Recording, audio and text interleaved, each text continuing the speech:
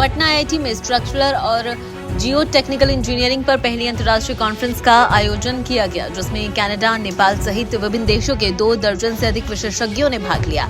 इस कॉन्फ्रेंस में IIT Roorkee, IIT Bombay सहित कई प्रतिष्ठित राष्ट्रीय तकनीकी संस्थानों के एचओडीज ने भाग लिया और ग्रीनफील्ड परियोजनाओं के तहत बनाए जा रहे एयरपोर्ट, सड़कें और इमारतों पर अपने सकारात्मक विचारों और नवीन शोधों पर चर्चा की।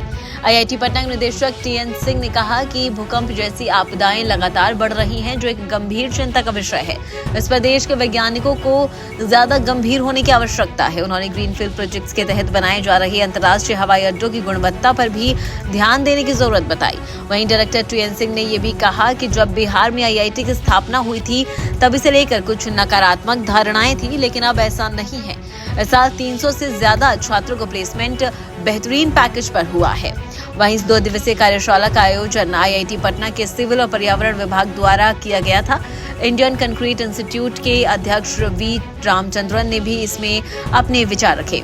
वहीं आम बजट के बाद आईआईटी पटना के विकास की नई योजनाएं और संरचनात्मक विस्तार को लेकर क्या योजनाएं हैं, इस पर हमारे बिहटा संवाददाता धर्मेंद्र आनंद ने आईआईटी पटना के निदेशक टीएन सिंह से विशेष बातचीत की। सुनिए उन्होंने और क्या कुछ कहा। केंद्र में आम बजट पेश होने के बाद आईआईटी के विस्तारीकरण की जो रूपरेखा है वो तय हो चुकी है और आज आईआईटी पटना में यह पहला अंतर्राष्ट्रीय सम्मेलन है जो स्ट्रक्चरल इंजीनियरिंग और जियो टेक्निकल इंजीनियरिंग के बारे में आज यहाँ सम्मेलन हुआ है। तो हमारे साथ पटना आईआईटी के डायरेक्टर मौजूद हैं। हमने भारत एक्सप्रेस ट्रेन को उस दिन भी दिखाया था जब बजट के बाद इन्होंने अपने बात कही थी लोगों से। तो हमारे साथ आईआईटी के डायरेक्टर हैं। हम बात करेंगे सर, क्या है ये स्ट्रक्चर और जियो टेक्निकल इंजीनियरिंग?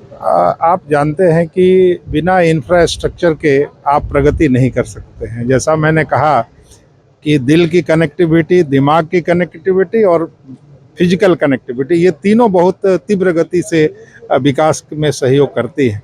तो फिजिकल कनेक्टिविटी को बढ़ाने के लिए और इंफ्रास्ट्रक्चर को बढ़ाने के लिए ये बहुत आवश्यक है कि हमारे पास अर्थक्वेक रेजिलिएंट स्ट्रक्चर हो, क्योंकि हम लोग उस जोन में आते हैं जहाँ के अर्थक्वेक की बड़ी संभावनाएं हैं और कोई नहीं कह सकता कि भविष्य में ऐसा नहीं आएंगे। तो उस तरह के स्ट्रक्चर जो उस समय भी स्टेबल रहें, सस्टेनेबल रहें, ड्यूरेबल रहें, इसके लिए प्रयास करना बहुत आवश्यक है।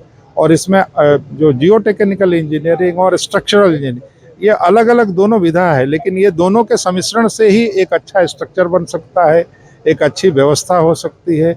और ये जब व्यवस्था अच्छी होगी तो हम एक अच्छे स्ट्रक्चर जिसको देखने में भी सुंदर हो, बढ़िया रहे और लोगों के लिए सुगम बनाने के लिए आवश्यक है। रोड कंस्ट्रक्शन हो, एयरपोर्ट का कंस्ट्रक्शन हो या आईआईटी का रीडेवलपमेंट प्लान हो, इसमें सारे में बहुत ही आवश्यक है कि हम कॉस्ट इफेक्टिव लेकिन टेक्नोलॉजी से बिना कंप्रोमाइज किए हुए एक अच्छा भवन दे पाएँ, एक अच्छी सड़क दे पाएँ, एक अच्छा एयरपोर्ट दे पाएँ, एक अच्छा रेलवे स्टेशन दे पाएँ। इनमें सारे में इसकी बहुत उपयोगिता है। और ख़ास करके बिहार में जिस तरह से जो तेज़ी आई है इंफ्रास्ट्रक्चर डेवलपमेंट में, राज्य सरकार के द्वारा भी गति बढ़ी है, केंद्र सरकार का भी बहुत अच्छा सहयोग मिल रहा है। इन दोनों के समन्वय से मुझे लगता है कि केवल आईआईटी पटना ने पूरे बिहार में इंफ्रास्ट्रक्चर की बहार की तरह है। तो इसमें मुझे लगता है कि ये सम्मेलन एक मील का पत्थर साबित होगा और इससे बिहार की गति, विकास की गति को और तेज करने में सारे लोगों का सहयोग। बजट के बाद सर, बजट के बाद ये पहला अंतर्राष्ट्रीय सम्मेलन है, तो अब ये पटना आईआईटी का विस्तार कैसे आप देख रहे हैं, किस रूप में देख रहे हैं इसको? विस्तार का पहला उदाहरण आज जिस भवन में आपने देखा, 26 जनवरी के बाद ये टेक्निकल पहला फंक्शन है।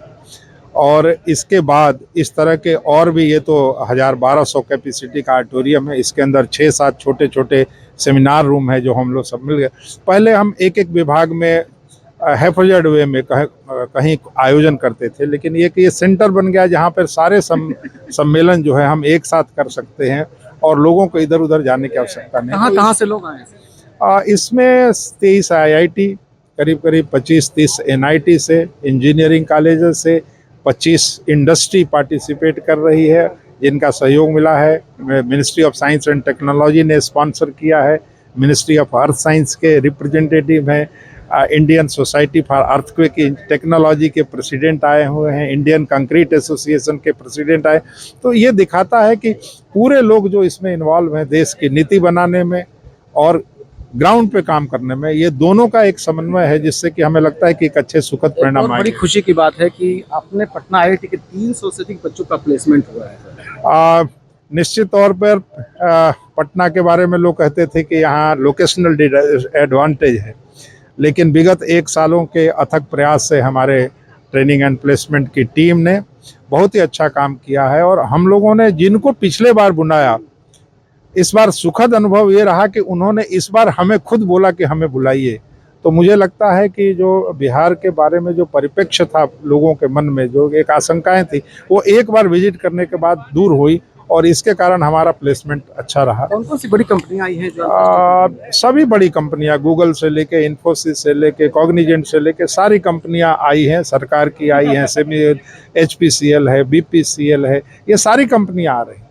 जिनको आप जनरेशन 1 के IIT में मानते थे कि वो केवल जाती हैं, उनको हम लोगों ने बिहार के धरातल पर लाने का प्रयास किया है और उसमें सफल भी रहे हैं और उसमें आप सबके सहयोग से ये संभव हो पाया। बहुत शुभकामनाएं आपको सर। हमारे साथ Patna IIT director TN Singh थे और इसके पहले हमने आपको दिखाया था, इनसे वो बातचीत हुई थी जब बजट पेश हुआ था। और अभी हम पटना आईआईटी के इस कैंपस में हैं।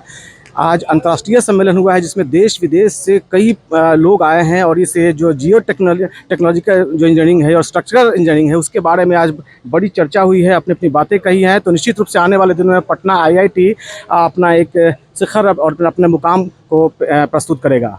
बिहटा से भारत एक्सप्रेस के लिए धर्मेंद्र आनंद।